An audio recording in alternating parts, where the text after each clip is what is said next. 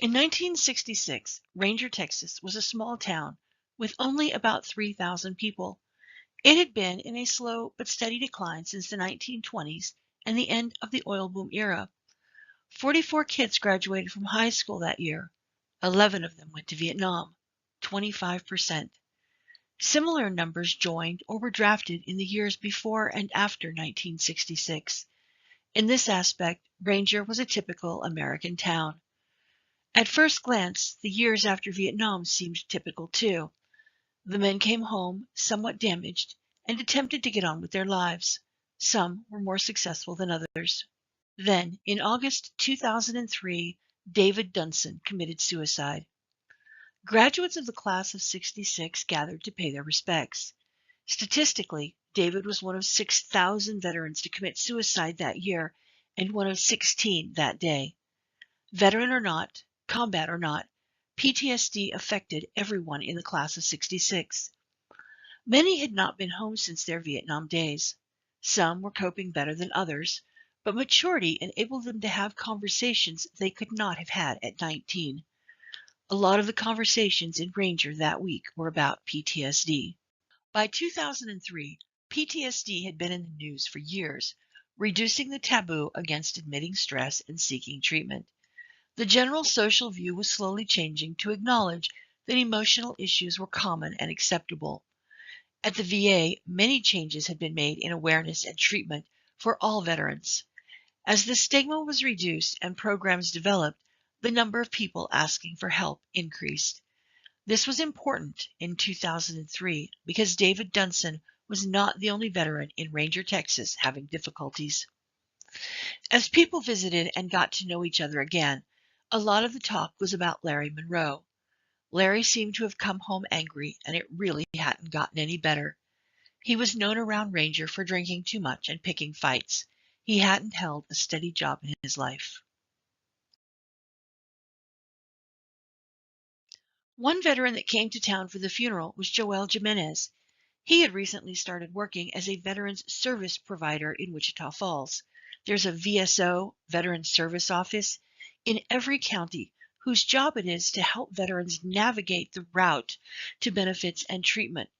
Most are volunteer positions. The result of that is usually a veteran who cares but has little more knowledge or skills than the veteran he's trying to help. Joel was not nearly as experienced as he would become over the years, but he had some training, and most importantly, he cared. Joel has his own PTSD issues, but had recognized them and started working them out earlier. I'm going to pause here for a brief aside about medical and mental health care for veterans. It is a confusing quagmire of contradictory policies and obscure information. While changes were happening in 2003, there were still a lot of problems. Well, they still are today. As an example, this is the sign-in page for va.gov. Every one of those four provides something different, and none have the same type of login. That DS login took me 6 months to set up while I tracked down the personal information it was looking for to verify my identity, things like a house number where I lived 30 years ago. Until the 2018 passage of the Mission Act, there was no way for veterans to receive medical or mental health care in their communities. In 2003, veterans of Eastland County had two options, which is more than a lot of places had. Eastland happened to be centered somewhat between the VA hospitals in Temple and Big Spring.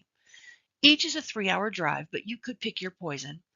Wichita Falls, Texas, where Joel lived, was part of the Oklahoma City hospital system.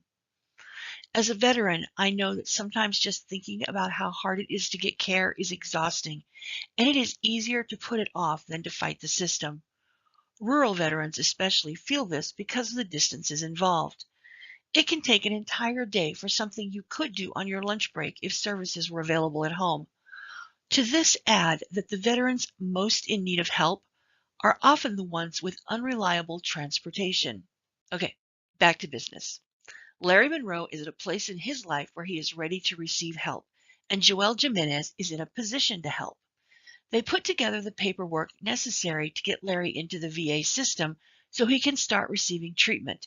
And in November of 2003, Joelle drove Larry the 3 hours to Big Spring for evaluation. In the smallest of worlds, they are shown into the office of Dr. David Sutton, a Ranger High School class of 1964 graduate. With his friends and community surrounding him, Larry starts the VA side of the process. Of course, just getting into the system is not the only problem. Traveling for hours for treatment is challenging for most people, especially if it is necessary multiple times per month or even week. Community resources are necessary, and that's what we're going to talk about next.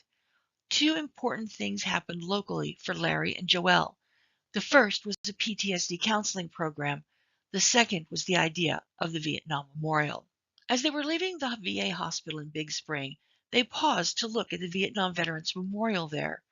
During the 3 hour trip home, they talked about the memorial, taking it from acknowledgement of its existence to a pretty well-developed plan of action for the creation of something similar in their hometown. It turned out that the class of '66 had some pretty far-reaching ties, just waiting for outgoing social networking men like Larry and Joelle to reach out and ask for help. Mac Jacoby, a local luminary, became the webmaster, setting up a site to receive donations. Mac also did a lot of legwork, identifying which veterans should be honored on the memorial and tracking down them or their families to collect donations. They received a monetary contribution from everyone on the list of veterans. Jack Waddington worked for the White House. He helped with protocol and making sure it was all done right. There were quite a few other contributors on the committee who are named on the back of the memorial. Joelle worked on federal and state aspects, while Larry worked on the local and county aspects. Anyone who has ever worked within the budgets of a local government knows how challenging that can be.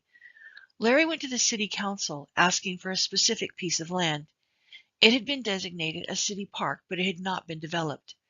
It turned out that the city did not own the land, but through some convoluted machinations, they were able to transfer the land from the state to the city.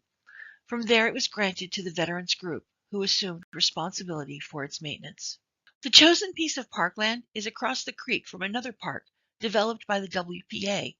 After World War II, it was dedicated to all veterans. That park is what is today considered the Veterans Park in a generic kind of way. The park on the east side of the creek is specifically the Ranger Vietnam Veterans Park. It houses the memorial and is the location for many annual events. Current plans include a bridge over the creek to connect the two parks and a walking path. By combining the two parks, we have a 1-mile route. We are taking donations for that if you're interested. So the land is acquired, a committee is formed, and with the Lions Club supporting the effort by providing tax and banking information, the collection of donations and contributions begins in earnest. Larry Monroe finally had a purpose, but it was far more than building a memorial. After seeking and receiving treatment, the next thing was realizing that getting help in Big Spring or even Abilene is unreasonable. For the unemployed, it is financially impossible to make trips multiple times per week. For the employed, taking the necessary time off has repercussions in the workplace. Other veterans were starting to notice Larry's work and ask questions about having local meetings. Larry and Joelle looked for a way to bring their counseling home. They first reached out to the director of the Fort Worth Veterans Center. His only concern was that they had an appropriate facility to meet in. Larry had become the commander of the VFW post in Eastland, and it was a natural place. The Fort Worth Center began sending a counselor twice a month. That counselor now comes from Abilene, and the location has changed to the old Boy Scout hut in Ranger, but veterans of all wars now receive PTSD help in Eastland County twice a month, every other Tuesday at 10 if you want to attend. The weather has been nice enough lately that the last few meetings have been at the park. This is about much more than PTSD counseling. Veterans are entitled to a variety of benefits, including educational, financial, and physical health. Today, the military is better about providing information to veterans on discharge than it was 50 years ago when these guys got out.